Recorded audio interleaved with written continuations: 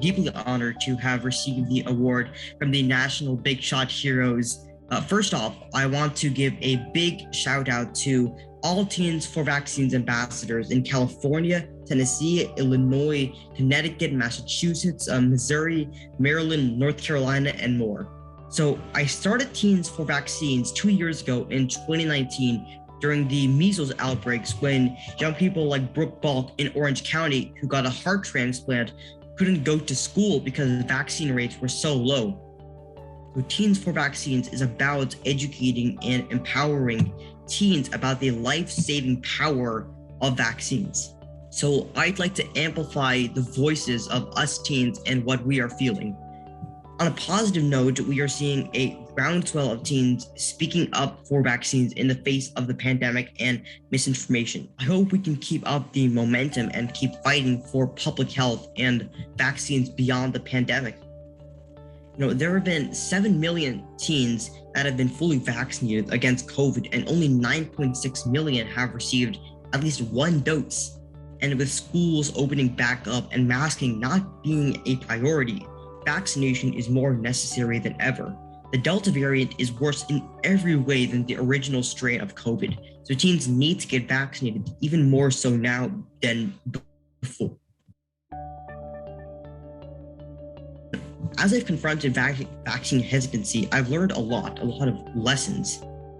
Empathy is extremely important in dispelling the concerns that those with low vaccine confidence have about the vaccine.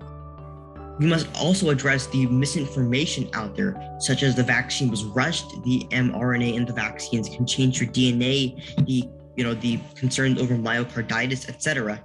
And I would also encourage all, not just teens, to promote our guide on how they can talk to their parents about getting vaccinated.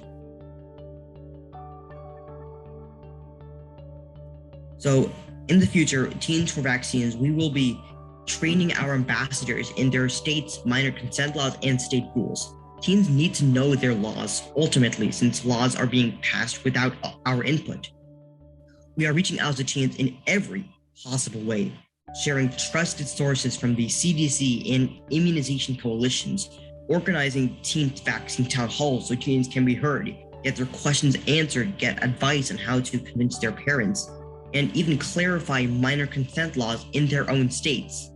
The only way to increase teen vaccinations is to involve teens. So teens, if you're watching this video, please talk to your parents, your doctor, your friends, cousins, and neighbors, so you can get your COVID shots. And don't forget to ask about your other five routine vaccinations: your Tdap, your HPV, MenACWY, MenB, and flu shot. Let's do everything in our power to crush COVID and get our lives back. Parents, if you're watching, please talk to your teen. They want to be heard and be part of the decision to get vaccinated. Board members, if you're watching, please promote vaccinations, COVID and the other 5 routine vaccinations in your schools.